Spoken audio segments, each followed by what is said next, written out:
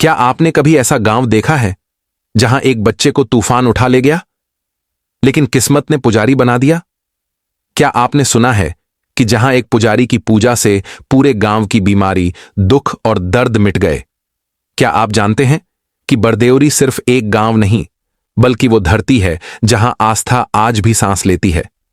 नमस्ते दोस्तों, मैं हूं आपका भाई उज्जवल और आज मैं आपके लिए लेकर आया हूं एक ऐसी कहानी जो दिल से निकली है और सीधे दिल में उतर जाएगी। एक ऐसी सच्ची दास्तान जिसे सुनते ही आपकी रूह कांप उठेगी और आप कहेंगे, क्या वाकई ऐसा हुआ था? यह कहानी है उस गांव की जहां तूफान किसी को तोड़ता नहीं, पुजारी बना देता है। जहां एक बच्चे की चीख एक पूरी पीढ़ी की पूजा बन गई। जहां आस्था ने, उम्मीद ने दुख और बीमारियों को झुका कर रख दिया। आज मैं आपको ले चलूंगा बरदेवरी की मिट्टी में छुपे उन अनकहे एहसासों की ओर, जहां हर दिया, हर पेड़, हर हवा कुछ कहती है, बस दिल से सुनना।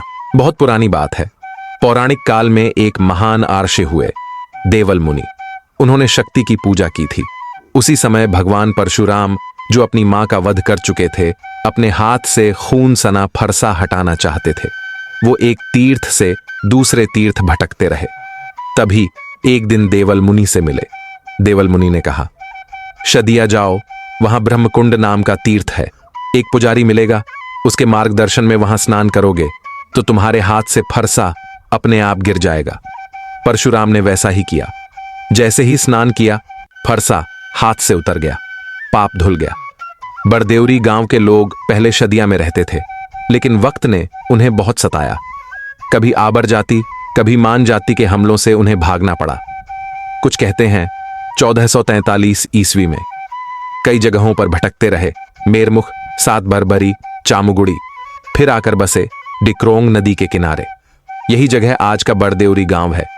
लेकिन यहां भी चैन नहीं मिला। बीमारी, महामारी, दुख, दर्द, हर घर में आह थी। गांव वालों ने कई जगह देवशाल बनाए, पर कहीं भी शांति नहीं मिली। और फिर बदली किस्मत एक शिक्षक की वजह से।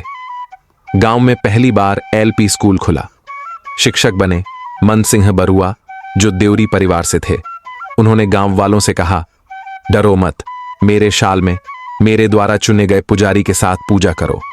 उनके द्वारा चुना गया पहला पुजारी था स्वर्गीय चल्लल देवरी बरुआ। गोहानी के आदेश से वही जगह बनी देवशाल।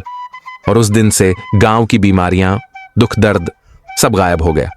गोहानी ने कहा, अब इस गांव का नाम होगा बरातिगु, यानी बरदेवरी, क्योंकि यहां की भूमि पर शदिया का महान बर पुजारी पधारा था। अब सुनिए वो सच्ची घटना जो रुला देती है। एक दिन एक मासूम बच्चा 6 या 7 साल का गायें चरा रहा था। अचानक तेज तूफान आया और वो बच्चा हवा में उड़ गया। तूफान की लहरें चिल्ला रही थीं, चल चल बाबा। और वो बच्चा उड़ता हुआ ब्रह्मपुत्र के किनारे एक भयानक जंगल में गिरा। वहां बाघ, भालू जैसे जानवरों का डरावना डेरा था। पर वो बच्चा 5 से 6 दिन तक अकेला वहां जिंदा रहा। घर वाले, गांव वाले खोजते रहे, पर कोई सुराग नहीं। उसी समय कोलकाता से आए माला मांझी व्यापारी नाव से सामान बेचने आए थे। उन्हें उस घने जंगल में एक बच्चे की चीख सुनाई दी। गांव वापस जाकर उन्होंने ये बात बताई। गांव वाले नाव लेकर निकले। ब्रह्मपुत्र पार कर जंगल में बाबा बाबा चिल्लाए। तभी एक टूटी सी आवाज आई, बाह बाह।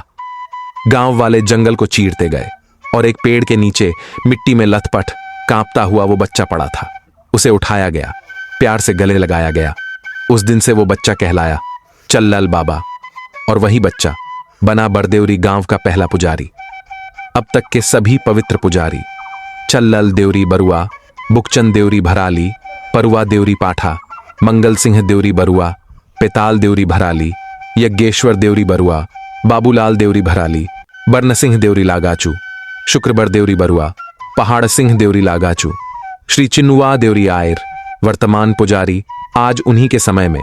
देवशाल अब एक पूर्ण मंदिर बन चुका है, जहां हर दिया, हर धूप मानो इतिहास की सांसें ले रहा हो। बरदेवरी एक आस्था की धरती। यह गांव सिर्फ नक्शे पर नहीं, बल्कि हर दिल के भीतर है।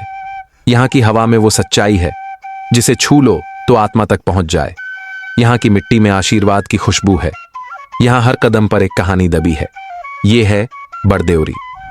अगर ये कहानी आपके दिल को छू गई हो तो इसे मत भूलिए, इसे महसूस कीजिए, क्योंकि यह सिर्फ एक गांव की नहीं, हमारी विरासत की आवाज है।